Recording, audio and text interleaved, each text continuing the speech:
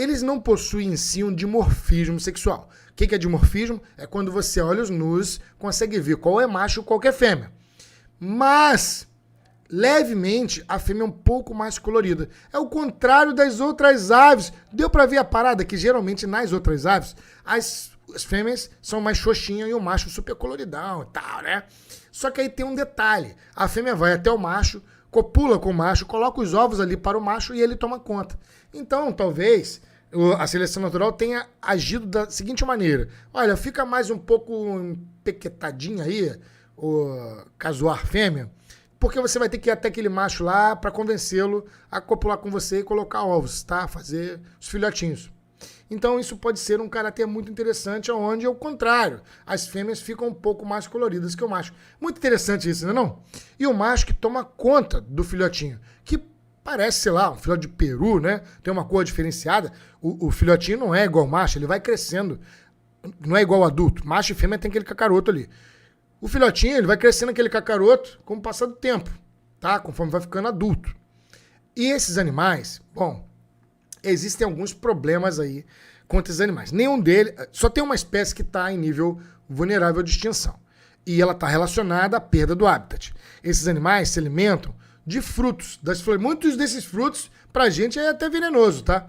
Mas eles se alimentam de frutos e eles são dispersores de semente. Come o fruto tem a semente, depois ele vai andando aí cerca de mais de 1 quilômetro, dá aquela cagadinha, né? Ou seja, a sementinha já sai com adubo, meu irmão, que é coisa melhor, e ele vai reflorestando.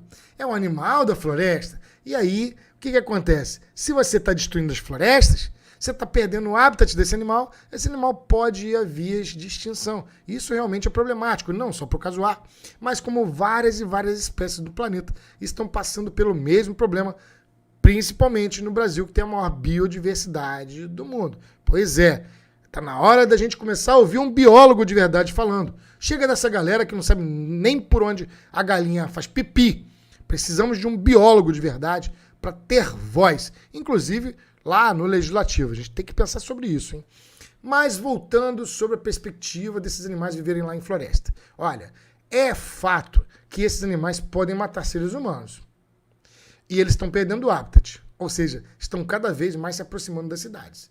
E aí que está o grande problema da parada. Porque algumas pessoas até dão comidinha, ou porque o carro vai lá, a rodovia vai lá e passa em cima do bicho, porque é assim que acontece no Brasil, para você ter uma ideia, são 475 milhões de animais silvestres, vertebrados, mortos todos os anos nas nossas rodovias. Olha como é que é importante você ter um biólogo para ter voz, hein? Pois é, isso acontece lá também. Imagina você tendo um animal que pode causar até um acidente de trânsito, que bater num bicho desse aí, você pode fazer com que o carro, o próprio motorista, morra também. Então, ele sendo atraído para o meio urbano é um problema, porque ele está perdendo o habitat, entende? E não só isso, já teve caso de morte, meu irmão, já teve caso de morte com essa ave. Sim, essa ave é capaz de matar um ser humano. É. Mas não é bem assim que a banda toca, não. Apesar da Austrália ser aquele local onde você tem crocodilo na beira da praia, onde você tem as cobras mais peçonhentas do mundo, onde o biólogo Henrique gostaria de passar um bom tempo trazendo vídeo para vocês, o casuar, assim como a maioria dos animais, só querem fugir do ser humano. Gente, os bichos não são demônios. Aliás, para os animais pode ter certeza, pela crueldade, os demônios são seres humanos, cara, que fazem crueldade o tempo inteiro com os bichos. Na verdade, ele é um animal, é um ser vivo como outro qualquer. É um animal, sente frio, fome, dor e medo. Quando ele vê o ser humano, ele só quer fugir. Mas é claro que se ele estiver próximo ao ninho, com um filhote, ele pode se tornar um pouco mais agressivo. E os 2 casos de óbito que tiveram foi um na Austrália e outro nos Estados Unidos. Ué, Henrique, você acabou de dizer que esse bicho é australiano. Sim, mas existem criadores. Sacou a parada? Ou seja, lá na Austrália, você teve um caso de um adolescente que foi lá foi matar o casuar. E o casuar se defendeu. E aí, meu irmão, o pior aconteceu, porque aquela garra é uma garra sinistra. Ele se defende dos predadores, ok? Os predadores deles podem ser os cães selvagens, né, os cães acelvajados, outros animais, eles conseguem se defender. E pode ser que pegar no ser humano, meu irmão, vai dar problema. Claro que vai dar problema, não tem nem que ver. E o criador lá nos Estados Unidos, que entrou no recinto, e teve o pior no manejo, porque eu já vi imagens dele nos recintos e realmente o bicho é sinistro ali no recinto. O bicho está enclausurado. Aliás, tem coisas interessantes sobre isso. Porque, veja, existem registros que os nativos já pegavam os ovos e talvez até domesticassem esse animal há um tempo atrás, tá? Bem antes de outros animais que a gente considera domésticos. Já tentavam domesticá-los, criá-los e não para por aí não.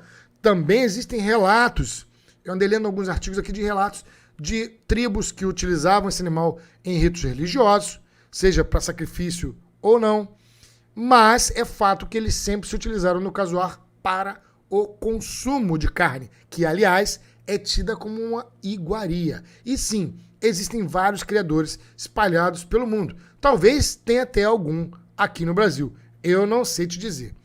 Se eu tivesse uma fazenda e pudesse ter, eu quereria também. Eu querer ter. É óbvio, o bicho é bonito pra caraca. Vai dizer que não. Agora, pra fechar esse vídeo que tá ficando longo demais, porque senão eu não paro de falar, eu adoro distribuir conhecimento pra galera, mas eu quero lembrar o seguinte, são imagens lindas e todas foram compradas. Portanto, se você puder contribuir de alguma maneira, contribua. Se não, compartilhe nas suas redes sociais, porque isso já ajuda bastante. Afinal de contas, é um conteúdo, cara, que você quase não vê por aí. Tá na hora da gente começar a ajudar esse tipo de conteúdo, né? Só bobeira? Por que não um conteúdo sério? Quer dizer, que fala um monte de bobeira também, mas é sério no final das contas, não? Então, se inscreve e compartilhe o vídeo. Eu aguardo esse retorno de você.